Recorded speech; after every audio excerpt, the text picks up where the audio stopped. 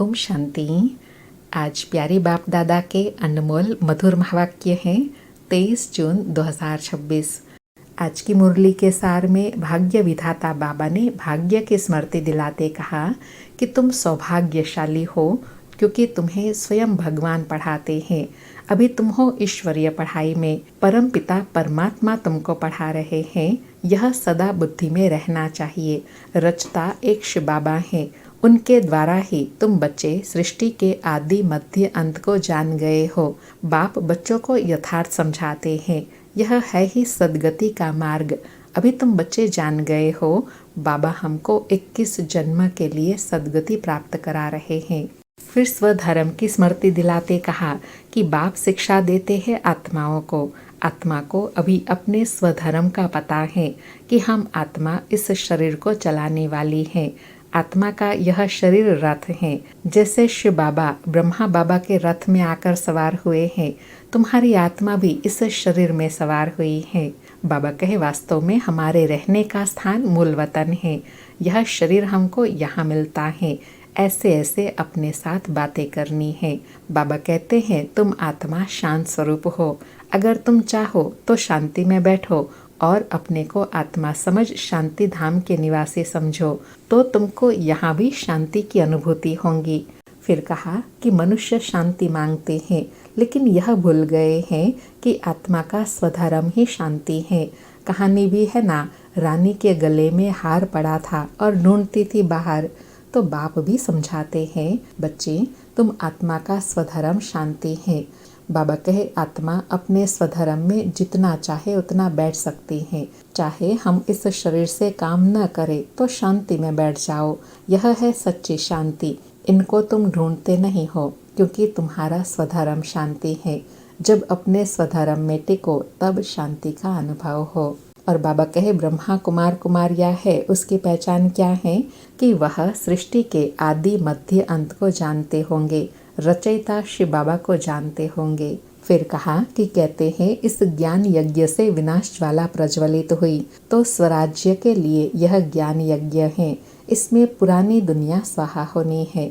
अंतिम यज्ञ में सब आहुति सब सामग्री डालते हैं, सब स्वाहा करते हैं। तो बाबा कहे यह भी अंतिम यज्ञ है जिसमें तुम अपनी सब आहुति डालते हो। पुराना कखपन स्वभाव संस्कार तन मन धन सहित संपूर्ण समर्पित होते हो। बाबा कहे तुम जानते हो कि नेचुरल कैलेमिटीज आदि सब होंगी। यह सारी नॉलेज अभी तुम्हारी बुद्धि में है। फिर कहा कि तुम बच्चों से कोई पूछते हैं कि तुमको ब्रह्मा कुमार कुमारिया बनने से क्या मिलता है, तो नशे से गर्व से बोलो। जिसको बड़े बड़े ऋषि मुनि आदि कहते थे कि हम रचता और रचना के आदि मध्य अंत को नहीं जानते, सो हम जानते हैं। फिर स्मृति दिलाई कि बाबा आया हुआ है, हम आत्माओं को साथ ले जाएंगे शांति धाम। फिर हमारा सतयुग का पाठ शुरू होगा, जिस पाठ बजाने के लिए तुम यह देवता पद पाते हो। यहाँ तुम आते ही हो मनुष्य से देवता पद पाने। सब गुण यहाँ धारण करने हैं। लक्ष्मी नारायण जैसा यहाँ अभी बनना है। बाबा कहे भारत कितना पवित्र था। महिमा भी गाते हैं सर्वगुण संपन्न 16 कला संपूर्ण संपूर्ण निर्विकारी। फिर ड्रामा की स्मृति दिलाई कि ड्रामा कहने से ड्रामा के आदि मध्य अंत को जानना चाहिए। सिर्फ किताब पढ़ने से ड्रामा का पता नहीं पड़ सकता जब तक जाकर ड्रामा को देखे नहीं। तो बाबा कहे तुम बच्चे भी ड्रामा को अभी समझते हो। वर्ल्ड की हिस्ट्री ज्योग्राफी का यह चक्र कैसे फिरता है, अभी रचयिता बाप आकर समझाते हैं। फिर सतयुग की कारोबार समझाते कहा कि यह बात भी तुम बच्चे अभी जानते हो कि सतयुगी सूर्यवंशियों ने फिर चंद्रवंशियों को राज्य कैसे दिया। ऐसे नहीं कि चंद्रवंशियों ने सूर्यवंशियों पर जीत पाई, नहीं। जो चंद्रवंशी का राजा होता है तो सूर्यवंशी राजा रानी उनको राज्य भाग्य का तिलक दे तखत पर बिठाते हैं। कहेंगे सूर्यवंशियों ने चंद्रवंशियों को राज्य भाग्य ट्रांसफर किया। सूर्यवंशी चंद्रवंशियों को बहुत विधि से राज्य भाग्य ट्रांसफर करते हैं। बाबा कहे जिसको तुमने साक्षात्कार में देखा है, बाकी लड़ाई आदि की कोई बात नहीं। जैसे किसी को राजाएं दी जाती हैं वैसे देते हैं। और कहा, बच्चे कहते हैं, बाबा हमको दुख से निकाल सुख में ले जाओ। बाबा के सिवाय और कोई सुखी बना न सके। बाप कहते हैं, मैं इन साधुओं आदि का भी उद्धार कर सबको शांति धाम ले जाता हूँ। फिर परम धाम में सब अपने अपने सेक्शन में रहते हैं। और लास्ट में कहा कि अब बाप याद दिलाते हैं, हे भारतवासी, तुम देवी देवता धर्म के हो। देवता धर्म वाले ही पतित बने हैं। बाप ने बताया है, तुमने कितने जन्म पावन दुनिया में लिए, कितने जन्म पतित दुनिया में लिए। अब फिर पावन दुनिया में जाना है। बाबा कहे, यह पाठशालाओं की पाठशाला है, यज्ञों का यज्ञ है। सारी पुरानी दुनिया इसमें खत्म होनी है। होलिका जलाते हैं, यह सब पर्व अभी के हैं। आत्मा चली जाएंगी, बाकी शरीर खत्म हो जाएंगे। तो शिव बाबा कहते हैं, हमने यह यज्ञ रचा है। इसमें तुम अपना तन मन धन सब स्वाहा करते हो। तुम जीते जी मरते हो। तुमको यह ज्ञान भी अभी मिला है। सुनते हैं प्यारे बाप दादा के अनमोल मधुर महावाक्य। आज बाबा कहे, मीठे बच्चे, तुम महान सौभाग्यशाली हो, क्योंकि तुम्हें भगवान वह पढ़ाई पढ़ाते हैं जो अब तक किसी ऋषि मुनि ने भी नहीं पढ़ी।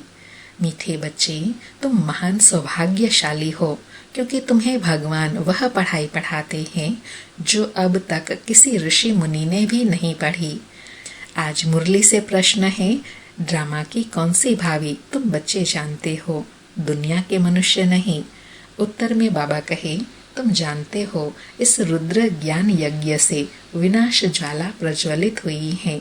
अब सारी दुनिया इसमें स्वाहा हो जाएगी। यह भावी कोई टाल नहीं सकता। यह ऐसा अश्वमेघ अविनाशी रुद्र यज्ञ है जिसमें सारी सामग्री स्वाहा होंगी। फिर हम इस पतित दुनिया में नहीं आएंगे। इसे ईश्वर की भावी नहीं, ड्रामा की भावी कहेंगे। आज मुरली में गीत बजा, मुखड़ा देख ले प्राणी जरा दर्पण में, कितने पाप है कितने पुण्य है तेरे दामन में। सारी मुरली से धारणा के लिए सार है। पहला पॉइंट, सुख धाम में जाने के लिए अपना देवी स्वभाव बनाना है। ड्रामा के आदि मध्य अंत के राज को बुद्धि में रख हर्षित रहना है। सबको यही राज समझाना है। दूसरा पॉइंट, स्वराज्य लेने के लिए इस बेहद यज्ञ में जीते जी अपना तन मन धन स्वाहा करना है। सब कुछ नई दुनिया के लिए ट्रांसफर कर लेना है। आज प्यारे सतगुरु का वरदान है, अपने मस्तक द्वारा तीसरे नेत्र का साक्षात्कार कराने वाले सच्चे योगी भव। अपने मस्तक द्वारा तीसरे नेत्र का साक्षात्कार कराने वाले सच्चे योगी भव। स्पष्टीकरण है, यादगार में योगी के मस्तक पर तीसरा नेत्र दिखाते हैं।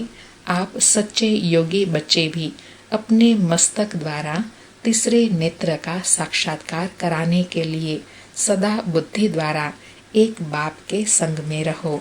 एक बाप, दूसरा हम, तीसरा ना कोई। जब ऐसी स्थिति होंगी तब तीसरे नेत्र का साक्षात्कार होगा। अगर बुद्धि में कोई तीसरा आ गया तो फिर तीसरा नेत्र बंद हो जाएगा। इसलिए सदैव तीसरा नेत्र खुला रहे। इसके लिए याद रखना कि तीसरा ना कोई। बाबा ने तीसरा नेत्र सदा खुला रहे उसकी विधि बताई। एक बाप, दूसरा हम, तीसरा ना कोई। आज का स्लोगन है, प्रश्नचित बनना अर्थात परेशान होना और परेशान करना। प्रश्नचित बनना अर्थात परेशान होना और परेशान करना। आज के अव्यक्त इशारे हैं, सदा हर्षित रहने के लिए अपनी नेचर को सरल बनाओ, सहनशील बनो। आज बाबा कहे, जो जैसा कर्म करता है वैसा उनका नाम भी पड़ता है। कर्म यदि श्रेष्ठ है तो नाम पड़ेगा श्रेष्ठ मणि। श्रेष्ठ मणि बनने के लिए मन, वाणी, कर्म में सरलता और सहनशीलता, यह दोनों गुण आवश्यक हैं। अगर सरलता है, सहनशीलता नहीं, तो भी श्रेष्ठ नहीं। इसलिए सरलता और सहनशीलता दोनों साथ साथ चाहिए। बाबा कहे, श्रेष्ठ आत्मा कब बनेंगे? जब मन, वाणी, कर्म में सरल हो और साथ में सहनशीलता हो। दोनों गुण साथ साथ होंगे, तब श्रेष्ठ आत्मा बन सकेंगे। अच्छा, ओम शांति। शुक्रिया बाबा, शुक्रिया।